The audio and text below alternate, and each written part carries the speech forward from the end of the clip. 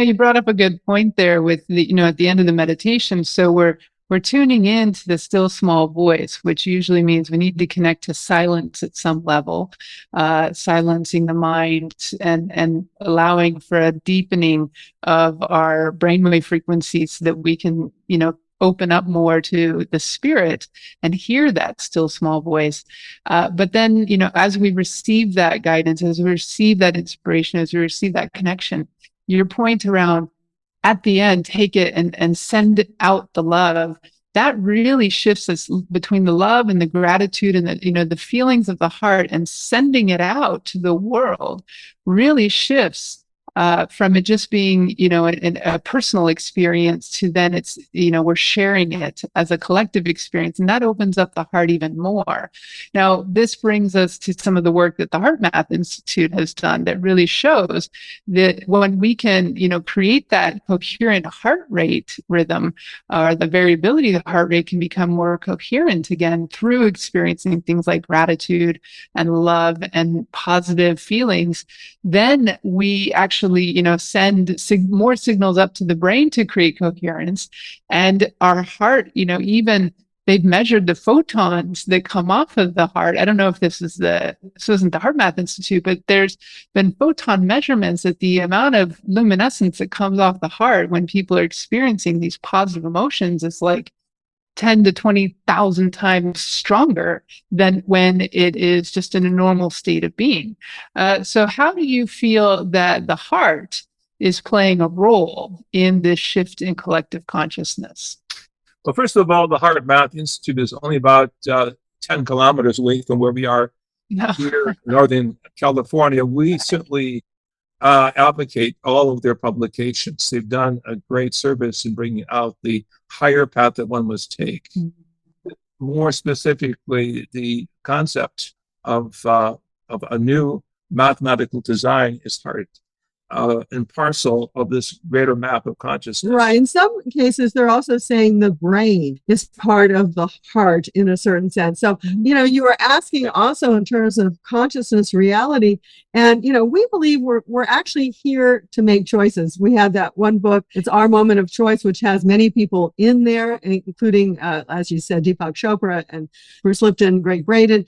And the idea behind that is that every moment is our moment of choice. So, we use our brain, we think, to make choices. But what happens if the heart is starting to influence the brain? And I don't mean the emotions of fight and flight and all that stuff. I mean really love, caring, really understanding, having a higher, I call it, and that's what astronaut Ed Mitchell called it too, the overview perspective. If we see the whole scenario of life, not just from ourselves, but from this overview perspective, and then the brain who makes the choice of going that direction or going that direction, or putting energy into the system or not putting energy into the system, if that is from our heart-centeredness, I think we're starting to achieve our real mission in life.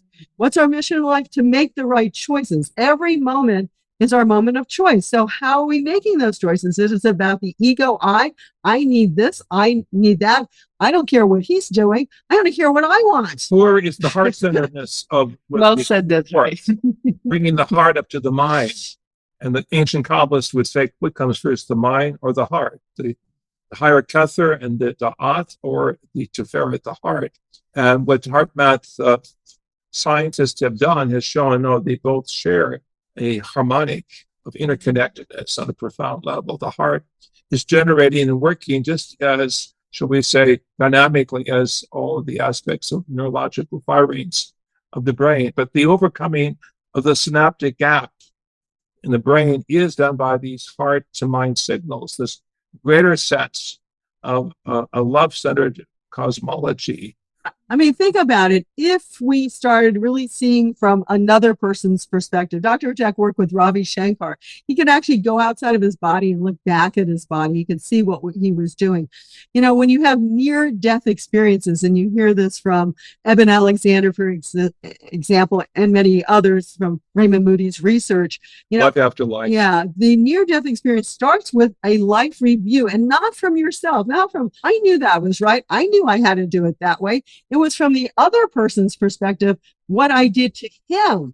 I mean, that's an amazing phenomenon, but that also shows you the consciousness field, because you're picking up when you die, not your own consciousness, but the consciousnness field that you put out to others. The ripple That's an effect. amazing phenomenon. This is called in the ancient text of the Genesis similitude.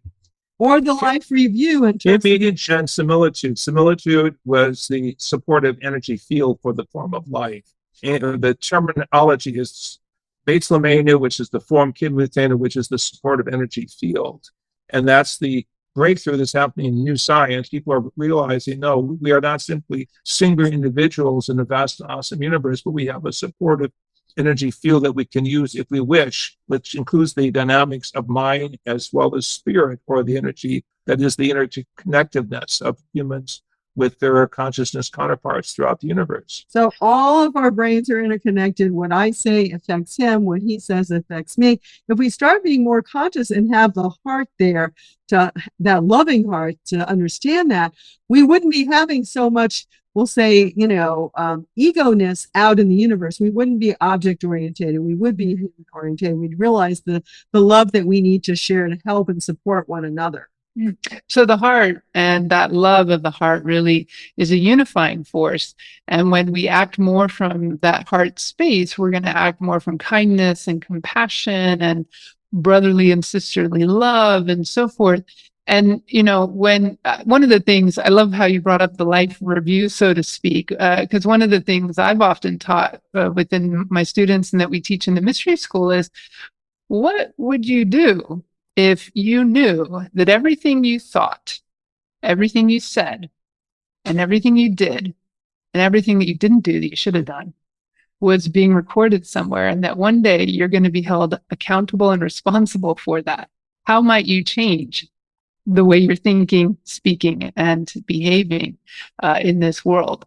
And when might you be taking more actions where, the ego would maybe just say, no, I'm not going to get involved, or somebody else can do that, right?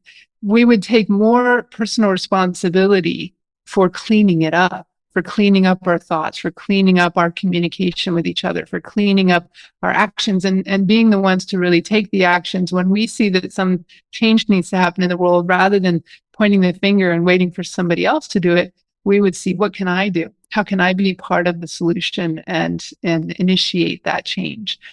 So this really brings us back again to, how can we be those conscious participants in our evolutionary leap as a collective, not just as an individual, but as a collective. This conscious conversation was created, produced, and recorded by Dr. Theresa Bullard-Whyke in collaboration with Drs. JJ and Desiree Hurtak, and edited by Verse Content and HH Films and Photo.